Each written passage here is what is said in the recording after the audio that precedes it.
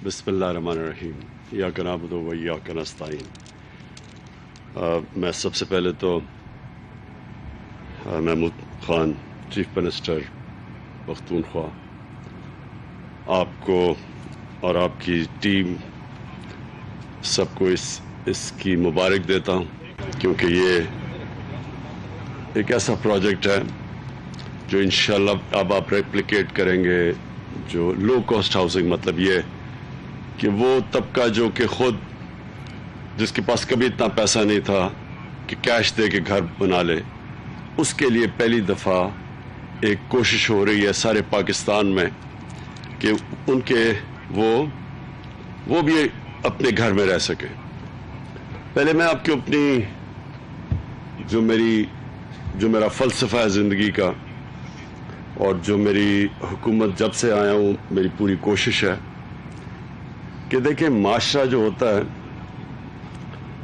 उसकी पहचान अमीर लोगों के बड़े बड़े घरों में, पैसे वाले लोगों की सोसाइटीज़ या जिधर वो रहते हैं, कभी भी एक माशरे की ये पहचान नहीं होती कि उसके अमीर लोग कैसे रहते हैं। माशरे की पहचान तब होती है कि उसका कमज़ोर तबका कैसे रहता है।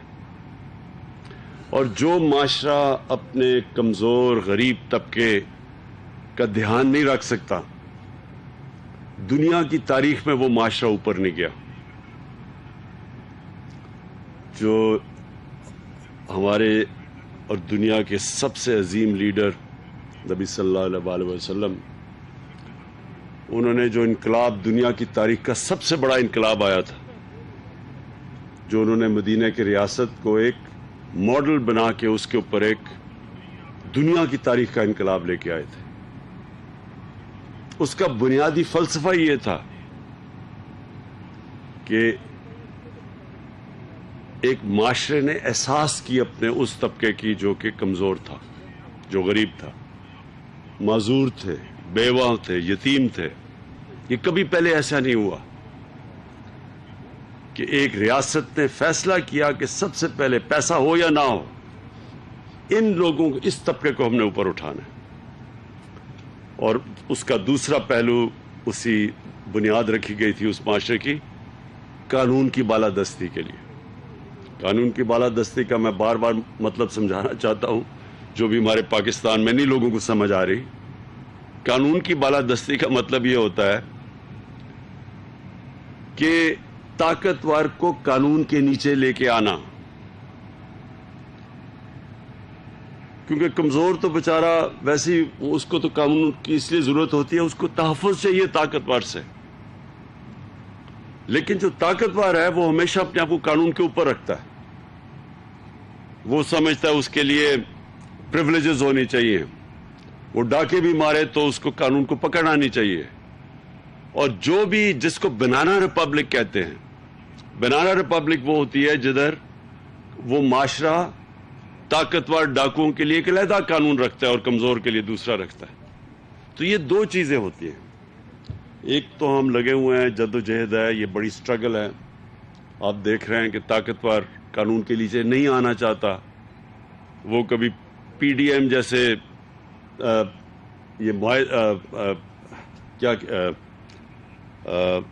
तंजीमें बनाता है, या पीडीएम जैसी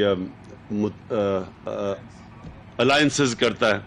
सिर्फ मकसद ये होता है कि हमारे लिए एक कानून है, हमें आम लोगों के कानून की तरह ना रखो। हम कोई खास लोग आए हैं, हम चोरी करें, डाका मारें, मनी लॉन्ड्रिंग करें, हमें आप कानून के नीचे नहीं ला सकते। तो ब्लैकमेल करते हैं। उसी तरह शुगर माफिया है, लोगों को, बेचारों को महंगी चीनी, गुर्बत पैदा करके, कीमतें बढ़ा के और पैसा बनाते हैं, और फिर ना वो टैक्स देते हैं, ना वो उनके ऊपर कुछ करें तो वो फिर वो भी कहते हैं कि हम कोई ख़ास लोग हैं। और इस तरह सारी जगह ऐसे माफिया बैठे हुए हैं। तो कौम कभी वसाइल की कमी से गरीब नहीं होती है, याद रखना। कौम गरीब तब होती है जिधर जब हमारे नबी सल्लल्लाहु अलैहि वसल्लम ने कह दिया था कि तुम्हारे से पहले बड़ी कौमें तबाह हुई, जो ताकतवर के लिए एक कानून और कमज़ोर के लिए दूसरा। इसको रूल ऑफ लॉ कहते हैं, कानून की बालादस्ती। تو ایک یہ ہے، اور دوسرا جو اب آج جس کے لیے میں یہاں آیا ہوں، ایک آدمی کی، ایک انسان کی بنیادی ضروریات پوری کرنا ایک اسٹیٹ کی سب سے بڑی ذمہ داری ہے۔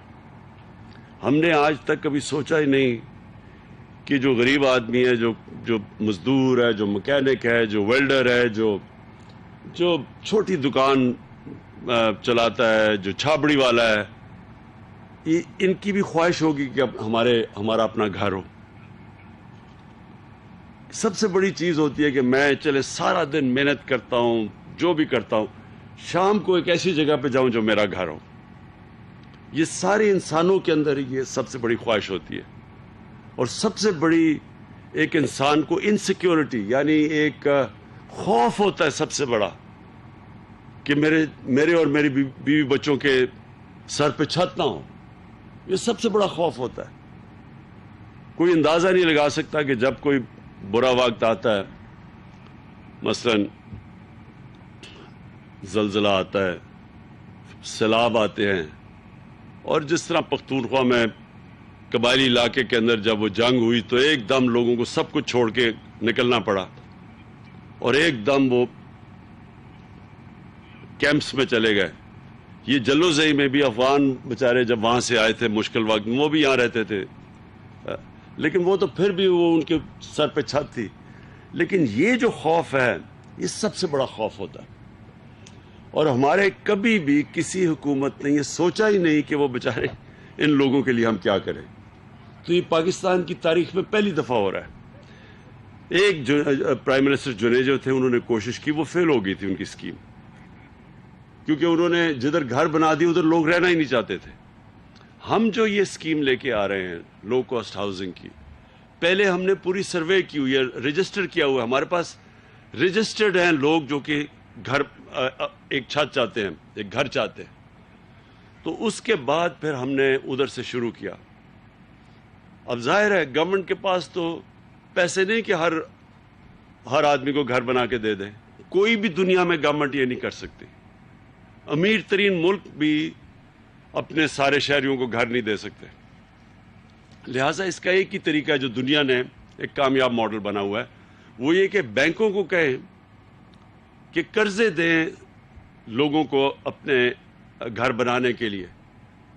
تو یہ جو اسکیم آئی ہے، اس میں کیا ہوگا کہ ہم نے پوری کوشش کی ہے کہ سستے گھر بنے، گورنمنٹ کی زمین پہ بنے، کیونکہ اگر زمین بھی خریدنی پڑے اس کی قیمت بہت اوپر چلی جائے۔ اس کے بعد فیڈرل گورنمنٹ، ہم ہر گھر کے اوپر 3 لاکھ روپے دے رہے ہیں کہ اگر گھر کی قیمت 25 لاکھ ہے تو وہ نیچے آ کے 22 لاکھ ہو جائے۔ وہ کیوں ضروری ہے نیچے لانی؟ کیونکہ پھر قسطیں، جو ایک آدمی کرائے کی قسطیں دیتا ہے گھر میں رہنے کے لیے، وہی قسطیں وہ دے کے بینک کو، تو اس کا اپنا گھر بن جاتا ہے۔ تو ہم چاہتے تھے کہ اس کی قسط نیچے آئے مہینے کی، کیونکہ جتنا گھر کا پورا کاسٹ نیچے آئے گا تو اتنی اس کی مہینے کی کم قسط دینی پڑے گی۔ لہٰذا حکومت نے 3 لاکھ روپیہ دیا ہر گھر کے اوپر، اور پھر جو کہ ہمارا نیا پاکستان ہاؤسنگ ہے، وہ اس کے ساتھ مل کے یہ کر رہے ہیں، پروونشل گورنمنٹ، پختونخوا کی گورنمنٹ اور نیا پاکستان ہاؤسنگ مل کے یہ کر رہے ہیں، اس لیے 3 لاکھ روپیہ ہر گھر پہ سبسڈی مل رہی ہے۔ اس کے بعد ہم نے بینکوں سے، ہماری گورنمنٹ نے بینکوں سے معاہدے کیے ہوئے ہیں کہ صرف ایک 5 مرلے کے گھر پہ یا کتنا انٹرسٹ، 3% صرف مارک اپ یعنی سود دینا پڑے گا، تو تاکہ آسان ہو، قسط زیادہ نہ ہو مہینے کی۔ اور انشاءاللہ یہ جب شروع ہو جائے، اب باقی سارے ہم پختونخوا میں اور بھی جگہ ڈھونڈ رہے ہیں، جس طرح کہا اس کی ابھی ہمیں پورا، یہ تو پہلی اس کی سٹیج ہے، پہلا فیز ہے، یہ اور بڑھتے جائیں گے۔ یہ سارا علاقے میں کتنا ٹوٹل آپ کا علاقہ ہے؟ 9,000 کنال، 9,800 کنال۔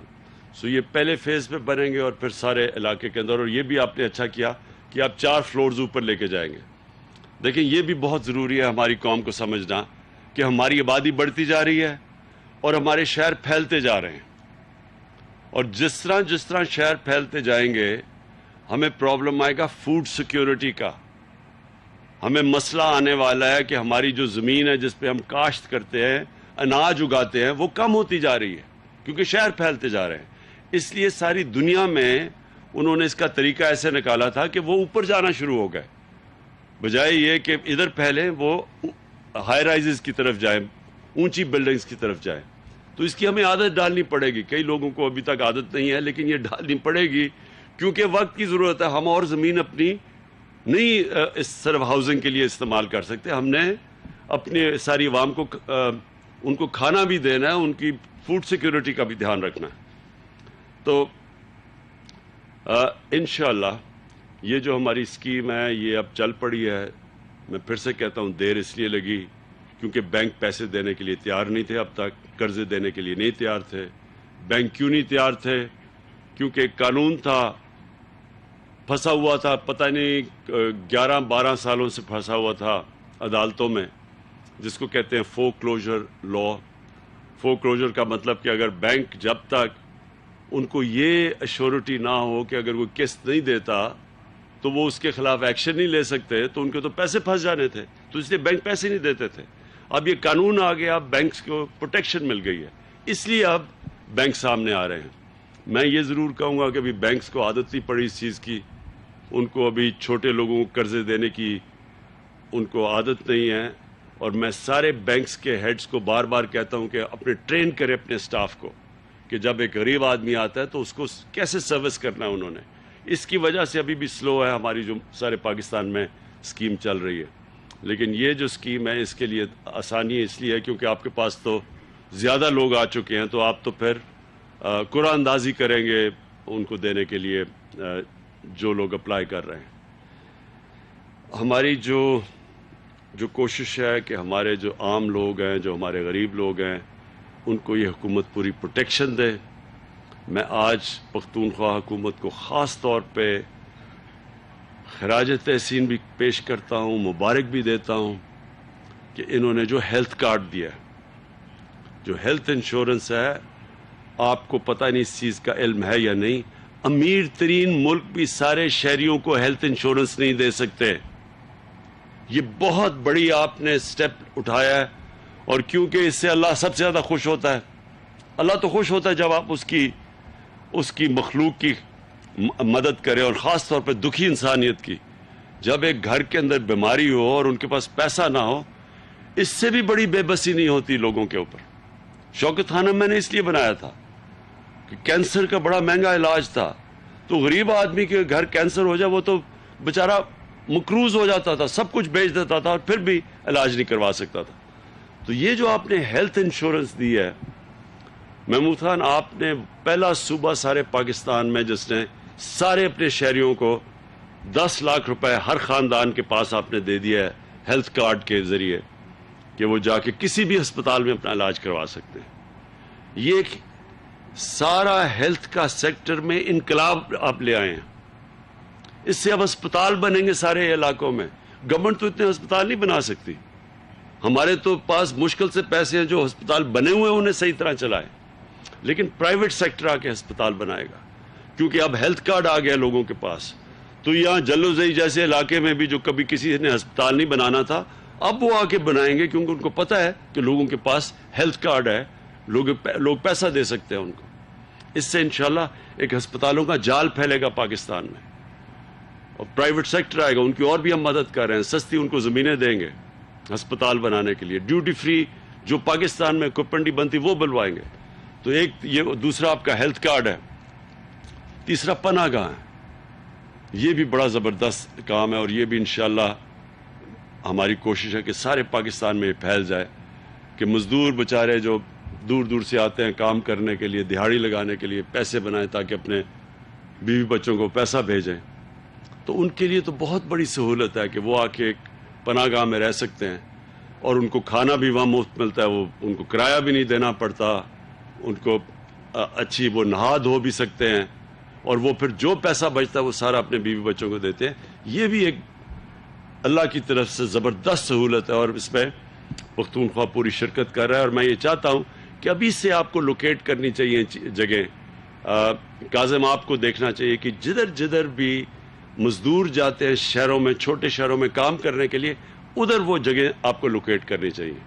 اور یہ بھی اللہ کا کام ہے، اس میں بھی انشاءاللہ اس کی برکت آئے گی ہمارے ملک کے اوپر.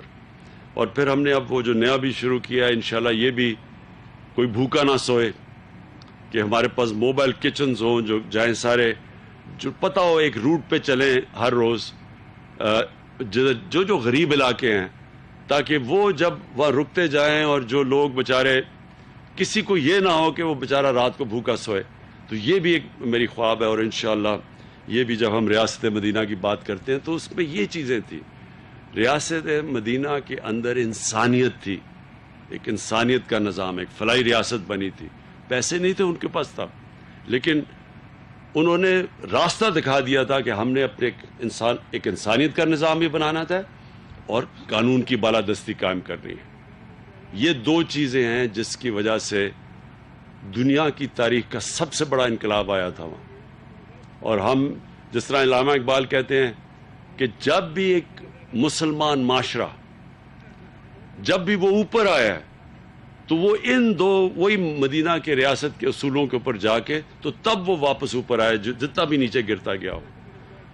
اور یہ نہیں کہ صرف مسلمان، جو بھی قوم ان اصولوں کے اوپر چلے گی وہ اوپر آ جائے گی. تو آج جو آپ قومیں اوپر دیکھ رہے ہیں، آپ جب سٹڈی کریں گے ان کو تو آپ کو پتہ چلے گا کہ ان اصولوں پہ چلے گئے ہیں جو کہ مدینہ کے اصول تھے. آپ اسکینڈینیویا میں جا کے دیکھیں، آپ کو حیرت ہوگی. جب محمد عبدو ایک بہت بڑا مسلمان اسکالر تھا، جب وہ پہلی دفعہ گیا یورپ، آج سے کوئی 125 سال پہلے مصر سے وہ گیا، تو اس نے کہا یورپ میں یہاں تو مجھے کوئی مسلمان تو نہیں نظر آئے، لیکن بڑا اسلام نظر آیا. اور جب واپس مصر گیا کہتا مسلمان تو بہت ہیں، بہت کم اسلام ہے.